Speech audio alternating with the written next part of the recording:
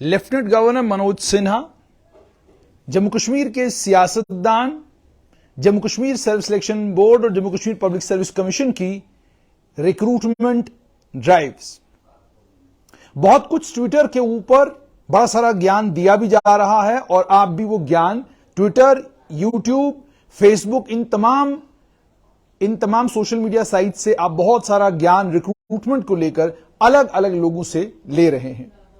लेकिन कुछ हकीकतें हैं, जिन हकीकतों को जनता के सामने रखना, जिन हकीकतों को स्टूडेंट्स और एस्पिरेंट्स के सामने रखना बहुत ज्यादा जरूरी हो गया है। सबसे पहली बात तो यह कि रिक्रूटमेंट के इम्तिहान दोबारा से शुरू हो गए हैं। रिक्रूटमेंट के इम्तिहान दोबारा से शुरू होने का मतलब यह हो गया कि अब सरकार दोबारा से रिक्रूटमेंट कराने जा रही है। सरकार सितंबर से इस रिक्रूटमेंट को शुरू करेगी। लेकिन कुछ सच हैं जो कड़वे हैं और आपको वो निगलने पड़ेंगे आज के दिन। खासतौर पर वो लोग जो सोशल मीडिया के ऊपर 5 अगस्त 2019 के बाद कई कारणों से परेशान हैं और उस अपनी परेशानी को अपने यूट्यूब चैनल या अपने फेसबुक या अपने ट्विटर के जरिए उस परेशानी को पूरी दुनिया को दर्शाना चाहते हैं, बताना चाहते हैं पूरी दुनिया को हम परेशान हैं।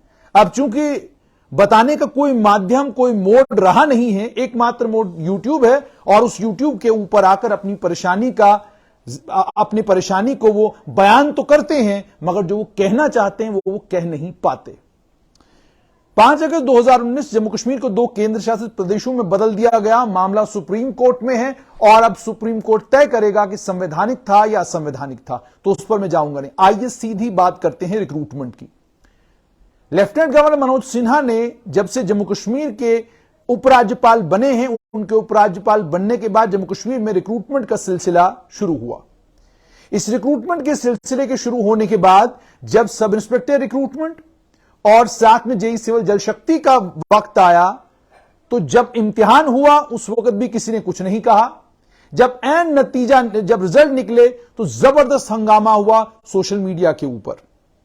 और जब हंगामा हुआ, शोर हुआ, चारों तरफ से जब शोर हुआ तो लेफ्टिनेंट उपराज्यपाल मनोज सिन्हा ने इसका संज्ञान लिया। एक 3 मेंबर की कमेटी बनाई गई। उस 3 मेंबर की कमेटी में उस समय के principal commissioner secretary GAD M K Dwivedi थे। उसके अलावा राजकुमार गोयल जो एडिशनल चीफ सेक्रेटरी होम है वो थे और उसके अलावा अचल सेठी जो लॉ सेक्रेटरी हैं। और आप जानते हैं इस 3 मेंबर की कमेटी ने फौरन कहा मामला सीबीआई के हवाले कर दीजिए। मामला सीबीआई के हवाले हुआ और आज सीबीआई जेई सिविल जल शक्ति और सब इंस्पेक्टर रिक्रूटमेंट दोनों में पड़ताल कर रही है और बेईमानों को ढूंढने का काम जारी है। उसके बाद क्या हुआ? पहली बात तो सबसे इंपॉर्टेंट ये कि लेफ्टिनेंट गवर्नर मनोज सिन्हा सरकार को रन कर रहे हैं और जो नए बच्चे हैं जिन्हें जम्मू कश्मीर का इतिहास तो मालूम नहीं, सिर्फ ट्विटर के ऊपर ट्वीट करना आता है, व्हाट्सएप के ऊपर 4 लाइनें लिखनी आती हैं या गालियां देनी आती हैं, उसके अलावा कुछ नहीं आता। अगर आप काबिल और लायक होते तो आपको जम्मू कश्मीर का इतिहास पता होता। 5 अगस्त 2019 से पहले वाले जम्मू कश्मीर में एक मुख्यमंत्री का नाम लीजिएगा और बताइएगा कि उस मुख्यमंत्री के कार्यकाल में किसी एक इम्तिहान या किसी एक रिक्रूटमेंट के ऊपर जबरदस्त हंगामा हुआ और हंगामे के बाद चीफ मिनिस्टर ने खुद इंटरवीन किया और उस रिक्रूटमेंट को कैंसिल कराया। कोई मिसाल आपको जम्मू कश्मीर के इतिहास से नहीं मिलेगी। उल्टा मिसाल यह मिलेगी कि 2010 में जब सिविल सर्विसेज के नतीजे निकले तो पब्लिक सर्विस कमीशन के एक मेंबर ने बाजाब्ता ऑन रिकॉर्ड आकर यह बात कही कि उर्दू जानने वाले या उर्दू में जिन लोगों का उर्दू ऑप्शनल सब्जेक्ट था वो बच्चे ज्यादा सिलेक्ट हुए हैं। यह आरोप लगा, आरोप में गंभीरता भी थी और वो सारे का सारा रिजल्ट ऑनलाइन था। आप जब पूरे रिजल्ट को देखते तो आपको एक नजर पर देखने के बाद ही पता चलता था कि इसमें बेईमानी और चोरी हुई है। उस रिजल्ट के सिलसिले में यह आज पब्लिक करना और जनता तक पहुंचाना बहुत ज्यादा जरूरी है। उसी रिजल्ट के सिलसिले में मेरी मुलाकात उस समय के राज्यपाल एनएन वोहरा के साथ हुई। जब वोहरा साहब से मुलाकात हुई तो मैंने तफसीली एक रिपोर्ट उनको दी जिसमें मैंने उनको बताया कि किस तरीके से इस रिक्रूटमेंट के सिलसिले में क्या आरोप लोग लगा रहे हैं, क्या इल्जामात लोग लगा रहे हैं और उनसे यह गुजारिश की कि जो ये इल्जाम लोग लगा रहे हैं इनसे इंस्टीट्यूशन कमजोर होंगे, आप इस इंस्टीट्यूशन को मजबूत करने के लिए मेहरबानी करके ये चीजें जो है करवाइए, और आपके पास तो एक्सपर्ट्स की कोई कमी नहीं है, उन एक्सपर्ट्स को लगाइए और कोई बेहतरीन तरीका निकालिए ताकि ये जो इल्जाम पीएससी पर लग रहे हैं ये लगने बंद हो जाए। उस वक्त बच्चों ने जबरदस्त शोर और हंगामा किया। क्या रिक्रूटमेंट को स्क्रैप किया गया? क्या कोई सीबीआई की इंक्वायरी के आदेश दिए गए? क्या धांधलियां उस रिक्रूटमेंट में नहीं हुई थी? उसी रिक्रूटमेंट के कुछ ऑफिसर्स, मैं नाम नहीं लेना चाहूंगा, एक का अंग्रेजी में लिखा हुआ खत, अंग्रेजी में लिखी हुई उसकी एक ऑफिशियल चिट्ठी, उसकी कॉपी मेरे पास है। कभी किसी वक्त अगर मौका मिला तो उससे जरूर सोशल मीडिया के ऊपर शेयर करेंगे। और क्या आरोप नहीं लगते थे जम्मू कश्मीर की रिक्रूटमेंट के ऊपर? पब्लिक सर्विस कमीशन के मेंबर के अपने बच्चे जब सिलेक्ट हुए तो क्या कोई इंक्वायरी ऑर्डर की गई? उस वक्त तो बड़े ताव में सरकार ने यह कहा था कि जनाब अगर पीएससी का कोई मेंबर है, क्या उसके बच्चे को हक नहीं है पब्लिक सर्विस कमीशन का इम्तिहान क्वालिफाई करने का और सिविल सर्वेंट बनने का? और उसके बाद आगे और बढ़िए, 2013 से मेरिट ट्रैक इम्तिहान जम्मू कश्मीर में करा रही थी, 2019 तक सब ठीक ठाक हो रहा था। उन 6 सालों में मेरिट ट्रैक ने कोई बेईमानी नहीं की। उन 6 सालों में मेरिट ट्रैक के ऊपर कहीं कोई आरोप नहीं लगा। जरा थोड़ा सा खंगालिएगा रिकॉर्ड, 2013 से लेकर 2019 तक मेरिट ट्रैक के ऊपर कितने राज्यों में कहां कहां पर किस किस तरह के आरोप लगे। तो क्या किसी मुख्यमंत्री ने अपने कार्यकाल में यह कहा कि जनाब हम जरा पड़ताल करवाते हैं, मेरिट ट्रैक को रिप्लेस करके किसी और एजेंसी को ले आते हैं? तब सड़कों पर कोई नहीं आया। तब जन जागृति का अभियान जो 5 अगस्त 2019 के बाद शुरू हुआ है, तब क्यों नहीं हुआ? अब 5 अगस्त के 2019 के बाद का आगे थोड़ा सा और बढ़ते हैं। पहली बार बच्चों ने आरोप लगाए तो फौरन सीबीआई की जांच के आदेश दे दिए गए। कौन सी सरकार दुनिया में ऐसी है जिस सरकार के ऊपर आरोप लगे और वो खुद अपने हाथों से एक मामला सीबीआई के हवाले कर दे कि आप पड़ताल करिए और मालूम करिए कि कौन है बेईमान, कौन है चोर? हर सरकार इमेज कॉन्शियस होती है, हर सरकार अपनी इमेज बचाने का काम करती है और हर सरकार अपने गलत काम को भी सही ठहराने के लिए हर हरबा अपनाती है। जरा पिछली सरकारों से पूछिए कि आपने मेरिट का गला किस तरीके से घोंटा। 1999 में आप एक स्कीम लाए, उस स्कीम के जरिए 70,000 लोगों को आपने नौकरियां सिर्फ इस बुनियाद पर दी कि आप गांव के सबसे ज्यादा पढ़े लिखे आदमी हैं, ये लीजिए नौकरी आपकी। सियासतदानों ने अपने रिश्तेदार एडजस्ट किए, सियासतदानों ने अलग अलग क्षेत्रों में, अलग अलग कॉन्स्टिट्यूंसियों में अपने जानकारों को जेडीओ, सीओ, डीसी के जरिए एडजस्ट करवाया। लड़की की शादी किसी और गांव में हुई है और वो नौकरी किसी और गांव में पाती है। उसके बाद वो लोग जो अलग अलग अफसरों के पास काम किया करते थे, उनके लिए एक रास्ता निकाला और उस रास्ते के कारण आज 30 साल उन लोगों को हो चुके हैं, लेकिन अभी तक भी वो सिस्टम का हिस्सा नहीं है। अभी तक वो डेली वेजर हैं, कैजुअल हैं और अलग अलग तरीकों से सिस्टम में आए हुए हैं। कैसे आए ये लोग सिस्टम्स में? कौन सा रिक्रूटमेंट का इम्तिहान हुआ था? कब रिक्रूटमेंट का इम्तिहान हुआ था? किसने वो रिक्रूटमेंट का इम्तिहान करवाया था? और क्या यह हकीकत नहीं है जम्मू कश्मीर के पॉलिटिकल सिस्टम की कि जो मंजूर नजर हुआ करते थे, आप उनको सिस्टम में लाते थे, प्रमोट करते थे और उसके बाद सिस्टम का सबसे इंपॉर्टेंट आदमी आप बनाते थे? क्या यह हकीकत नहीं है कि अखबारों के दफ्तरों में जो एडिटर और सब एडिटर और अलग अलग पोजीशंस पर काम करने वाले लोग थे, वो अलग अलग विभागों में काम किया करते थे, अलग अलग विभागों में इंपॉर्टेंट पोजीशंस पर थे, तूती बोला करती थी उनकी? सिस्टम में भी वही हैं, अखबार के दफ्तर में भी वही हैं और मुख्यमंत्री के दफ्तर के मंजूर नजर भी वही हैं। ये सब सिस्टम में हुआ है। उसके बाद थोड़ा आगे और बढ़ते हैं। उसके बाद दोबारा से रिक्रूटमेंट का सिलसिला शुरू हुआ। उसके बाद दोबारा से लेफ्टिनेंट गवर्नर मनोज सिन्हा ने एक इंटरव्यू में ललन टॉप को कहा, उन्होंने कहा कि हमने पारदर्शिता के साथ रिक्रूटमेंट का प्रोसेस दोबारा से शुरू जब किया तो बिडिंग हुई, उस बिडिंग में 7-8 बिडर आए।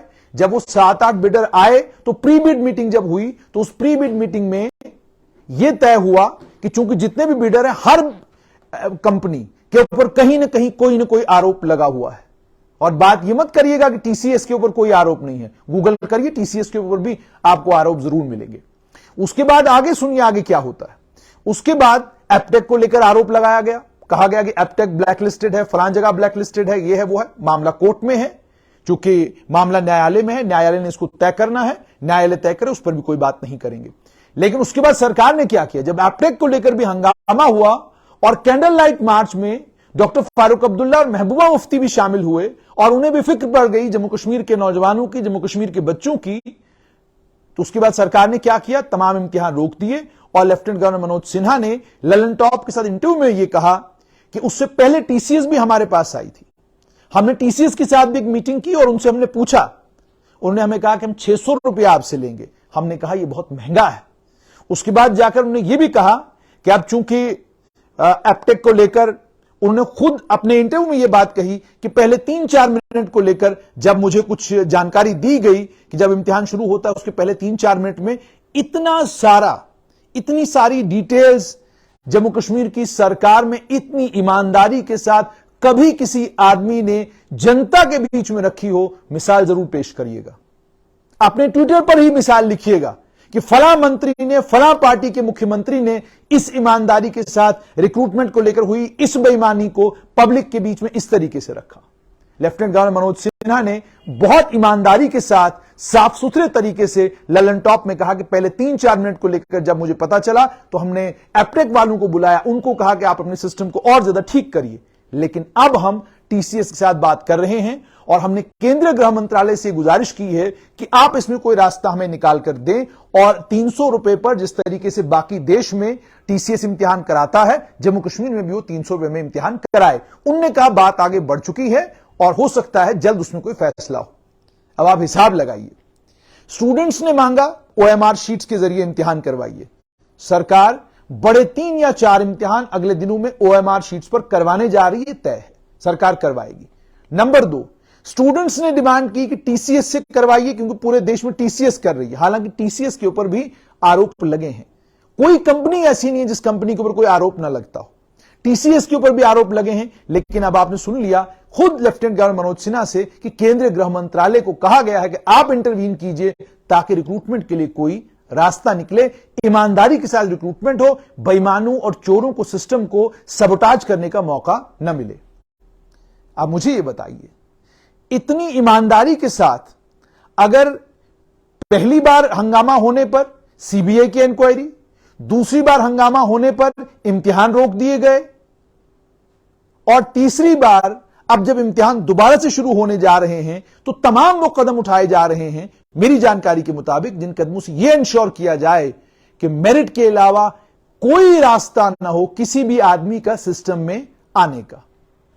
मैं इसलिए आज ही बात कर रहा हूं क्योंकि जब मैं पब्लिक में लोगों को बात करते हुए सुनता हूं और बड़े बड़े दावे करते हुए सुनता हूं तो मुझे हैरानगी उन पर यह होती है कि 2004 से जब से मैं पत्रकारिता में हूं, 5 अगस्त 2019 तक क्या रिक्रूटमेंट में धांधलियां नहीं हुई?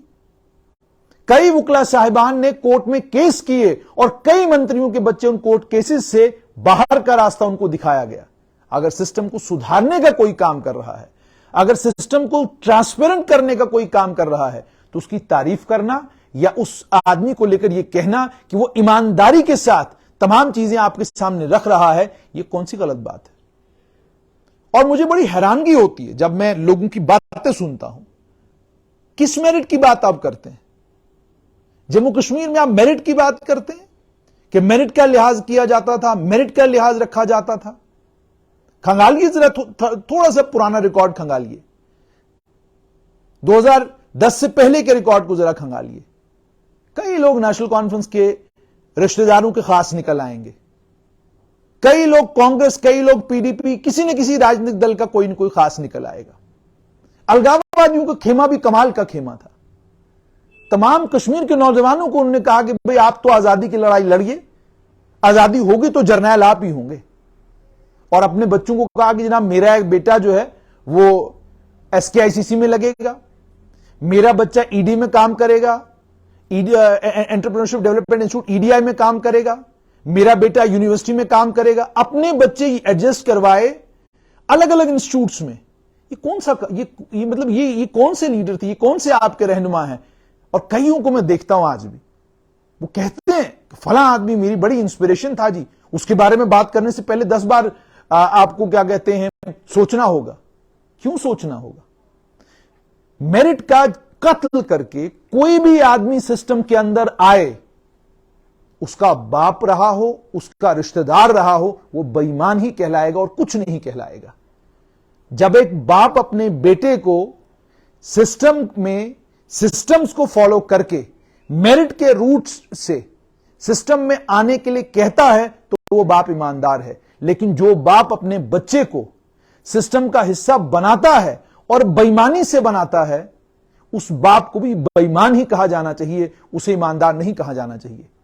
उस बाप ने कुपवाड़ा के बच्चे का हक खाया, उसने बारामुल्ला के बच्चे का हक खाया, उसने अनंतनाग के देहातों के बच्चों का हक खाया, उसने उन तमाम बच्चों का हक खाया जिनके हाथ में बंदूक थमाई गई और जो उसके बाद फौज की गोली का निशाना बने और मारे गए।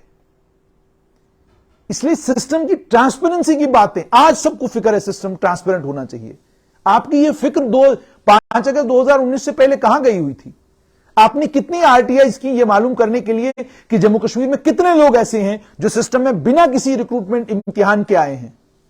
आपने कितनी आरटीआई ये मालूम करने के लिए की कि कितने ऐसे ऑफिसर हैं जो सिस्टम का हिस्सा हैं मगर आए कैसे हैं? टेक्निकल कोटा के जरिए जो सिविल सर्विसेज में आए हैं। आपने मालूम करने की कोशिश कभी की? कभी मालूम करने की कोशिश की कि किसका क्या कंट्रीब्यूशन जम्मू कश्मीर के सिस्टम में रहा है? और जो टेक्निकल कोटा, मतलब मास्टर हैं, लेक्चरर हैं, आप टेक्निकल कोटा के जरिए सिविल सर्विसेज में आ रहे हैं। ये सब कुछ जम्मू कश्मीर में हुआ है। तो रिक्रूटमेंट के इम्तिहानों को लेकर क्या किसी ने आरटीआई डालकर यह मालूम करने की कोशिश की कि 2013 से लेकर 2019 तक जो मेरिट ट्रैक ने जम्मू कश्मीर में इम्तिहान कराए, क्या वो इम्तिहान सारे पारदर्शिता के साथ हुए? क्या उनमें कोई बेईमानी नहीं हुई? क्या होता था इंटरव्यू में? Jammu Kashmir service selection board में जब आपकी सिलेक्शन होती, मुझे अच्छे से याद है, जब तक आपका कोई जानकार नहीं होता, जब तक मेंबर के साथ आपकी वाकफी नहीं होती, तब तक तो आपका इंटरव्यू क्वालिफाई करना मुमकिन ही नहीं था। पब्लिक सर्विस कमीशन के इंटरव्यूज का भी मुझे अच्छे तरीके से याद है। अपनी काबिलियत और अपनी लायकी से सिविल सर्विसेज का इम्तिहान क्वालिफाई करने के बाद, केवल इसलिए क्योंकि आपका बाप या आपका मामा या आपका भाई सिस्टम में किसी बड़े ताकतवर आदमी को नहीं जानता था, आप सिविल सर्विसेज क्वालिफाई नहीं कर पाए। क्यों? क्योंकि इंटरव्यूज, और सारा खेल तो इंटरव्यू का हुआ करता था। मास्टर लगना है तो इंटरव्यू, लेक्चरर लगना है तो इंटरव्यू, सिविल सर्विसेज क्वालिफाई करना है तो इंटरव्यू। और क्यों नहीं पता करते कि जिला प्रधान कितने हैं, अलग अलग पॉलिटिकल पार्टीज के हैं, उनके बच्चे कहां पर हैं, किस जगह काम कर रहे हैं, क्या काम कर रहे हैं? जरा पता तो करिए ना, रिकॉर्ड्स को तो खंगालिए ना। तो इसलिए सिस्टम के अंदर अगर आप पारदर्शिता आ रही है, इस सिस्टम की पारदर्शिता को लेकर जब आप बात करना शुरू करें, तो जो आदमी सिस्टम को ट्रांसपेरेंट बनाने के लिए ईमानदारी के साथ तमाम चीजें आम जनता के बीच में रख रहा है, उसको अप्रिशिएट करना बनता है। इसलिए मैंने आज ये बात की, लेफ्टिनेंट गवर्नर मनोज सिन्हा का मैंने ललन टॉप के ऊपर इंटरव्यू देखा और मैं हैरान हो गया उस इंटरव्यू को देखकर कि एक आदमी खुद बता रहा है कि इम्तिहान की ट्रांसपेरेंसी को लेकर वो कितना गंभीर है और स्टूडेंट्स की कोई ऐसी डिमांड नहीं है जिसे सरकार ने अब माना नहीं है। ओएमआर शीट से करवाइए, सरकार करवाने लगी है। टीसीएस से करवाइए, सरकार उसके लिए भी कह रही है कि गृह मंत्रालय से बातचीत चल रही है। अब भी अगर किसी को लगता है कि सिस्टम में पारदर्शिता नहीं है, अब भी अगर किसी को लगता है कि सिस्टम में फलां जगह यह हो गया, ढमकानी जगह यह हो गया और फलाने का बच्चा, मुझे बड़ी हैरत हुई। ये यूट्यूब के जो कलाकार हैं, इन कलाकारों ने सिविल सर्विस में, जम्मू कश्मीर की सिविल सर्विसेज का जब रिजल्ट निकला तो ट्रिपलेट, 3 भाई बहन, 2 बहन 1 भाई एक साथ सिलेक्ट हुए, उसके अलावा 2 भाई एक जगह सिलेक्ट हुए। मैं इंतजार कर रहा था, वो शायद वो कोई उस पर भी एक वीडियो बनाएंगे और बताएंगे कि उन्हें कैसे पता चला है कि ये भी एक स्कैम है। इससे मैं कतई ये नहीं कह रहा कि जो पीछे हुआ वो स्कैम नहीं था, स्कैम था, इंक्वायरी ऑर्डर हुई, मगर मैं ये कह रहा हूं कि जो जो मांगे स्टूडेंट्स ने सरकार के समक्ष रखी, हर मांग को सरकार ने माना और मानने के बाद अब सरकार जब दोबारा इम्तिहान कराने लगी है तो आपकी मांगों को मानकर कराने लगी है। और रही बात कोर्ट केस की, मैंने ऑलरेडी कहा कि कि सब इंस्पेक्टर और जेई सिविल जल शक्ति का मामला कोर्ट में है, उसमें जो पिटिशनर कोर्ट में गए हैं उनके हक में फैसला आता है तो उनकी बात आप तक पहुंचाएंगे, और अगर सरकार के हक में फैसला आता है तो सरकार की बात आप तक पहुंचाएंगे। मगर इस बात को मानना पड़ेगा कि लेफ्टिनेंट गवर्नर मनोज सिन्हा ने सिस्टम और खास तौर पर रिक्रूटमेंट को लेकर, मुझे रिक्रूटमेंट में इसलिए ज्यादा दिलचस्पी है क्योंकि जिस समय यह रिक्रूटमेंट का सिलसिला ट्रांसपेरेंट होना शुरू हुआ तो इस ट्रांसपेरेंसी की वजह से गरीब बच्चा आज ख्वाब देखता है कि वो सिस्टम का हिस्सा बनेगा। मैं एसएमजीएस हॉस्पिटल में गया, बच्चों से मुलाकात हुई, वो सिस्टम का हिस्सा बन गए हैं, बच्चे काबिल लायक बच्चे हैं।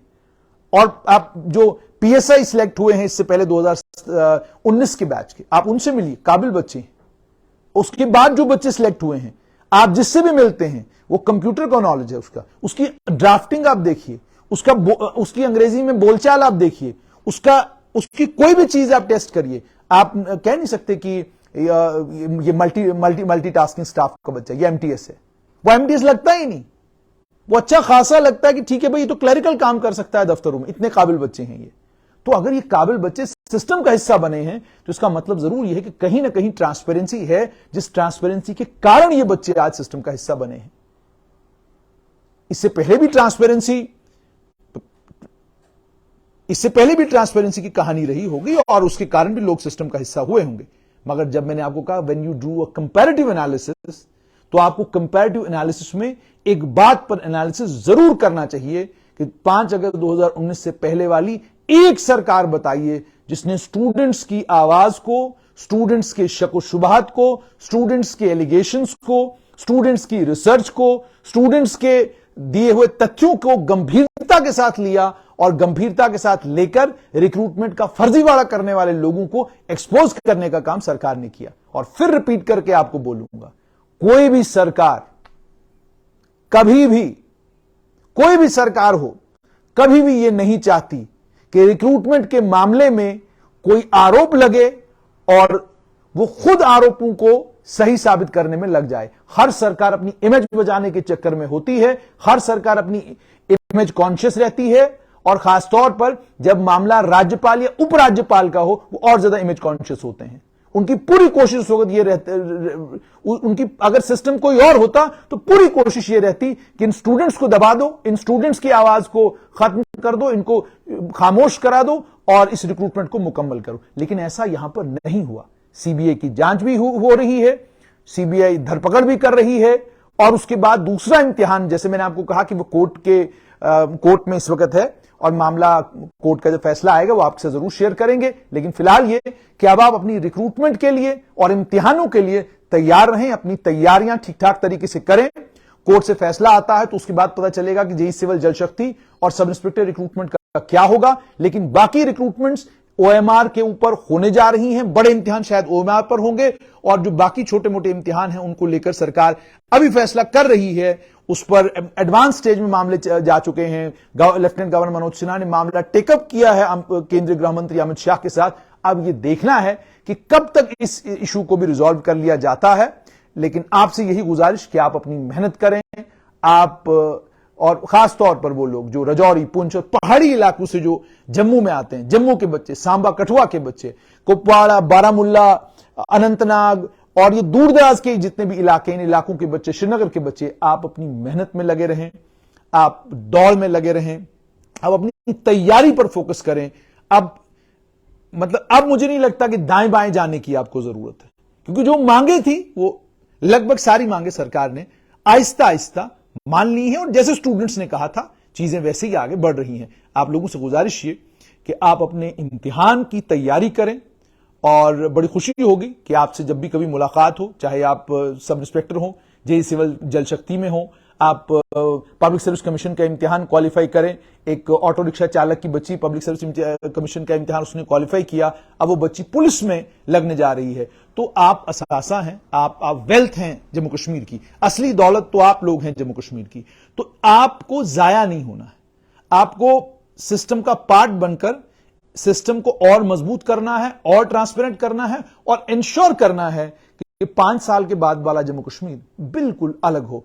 वो जम्मू कश्मीर हो जिस जम्मू कश्मीर में सिर्फ मेरिट और कैपेबिलिटी दो ही चीजें हों जिसकी बुनियाद पर आपको नौकरी मिले।